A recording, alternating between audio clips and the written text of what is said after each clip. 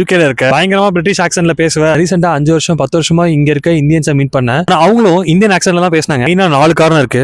Second, interest and nature. ஒரு சில பேருக்கு பாத்தீங்கன்னா கங்கா சந்திரமுகியா நின்னா கங்கா சந்திரமுகியா மாறினான்ற மாதிரி எந்த ஊருக்கு போனாலும் அந்த ஊருக்கு ஏற்ற மாதிரி மாறிப்பாங்க. ஒரு சில பேருக்கு எப்படின்னு தெரியாது, நேச்சுரலாவே வரும்.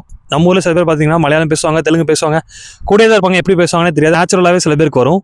தேர்ட், இந்த கேட்டகரியில தான் யூகேல நிறைய பேர் இருப்போம். நான்லாம் இங்கிலீஷ் பேசுறதே பெருசுடா, என்ன கூட்டு வந்து பிரிட்டிஷ் ஆக்சன்ல பேச சொல்றீங்களாடா. லாஸ்ட் ரொம்ப டேஞ்சரான டைப். இந்த பிரிட்டிஷ்காரங்க கிட்ட கூட நல்லா தான் பேசிட்டு இருப்பாங்க. ஆனா நம்ம கிட்ட பேசும்போது மட்டும் யூசி ப்ரூஸ்னு சொல்லிட்டு வடிவேல் மாதிரி ஆரம்பிச்சிருவாங்க. புதுப்பேட்டை படத்துல ஸ்கிரீனை திறக்கிற வரைக்கும் வந்து உனக்கு ஒரு நாள் இருக்கு அப்படின்னு சொல்லிட்டு ஸ்கிரீனை திறந்த உடனே செந்தமிழ் கவிஞன்னு சொல்லுவாங்கல்ல, அந்த மாதிரி தான் நிறைய பேர் இருப்பாங்க. ஜென்ரலா வந்து பிரிட்டிஷ் ஆக்சன்லாம் பேசவே மாட்டாங்க, நேச்சுரலாவே வராது, தேவையும் இருக்காது. ஆனா நான் யூகே வந்துட்டேன் அப்படின்றது காட்டுறதுக்காக மட்டுமே சில பேர் வந்து இந்த மாதிரி ஆக்சன்லாம் பேச வாய்ப்பு இருக்கு. யூகேக்கு புதுசா வந்திருக்கீங்க, ஸ்டூடெண்டாவோ இல்ல ஒரு ஆன்சைட்ல ஒர்க்கு வந்திருக்கீங்க அப்படின்னா ரொம்ப வருஷம் இருந்தாலும் என்னன்னா நமக்கு பிரிட்டிஷ் ஆக்சன்டே வரல அப்படின்னு ஃபீல் பண்ணீங்கன்னா, உண்மையை சொல்லணும்னா இங்க ரொம்ப நாள் வேலை பார்க்குற நிறைய பேருக்கு இங்கிலீஷே ஒழுங்கா வராது.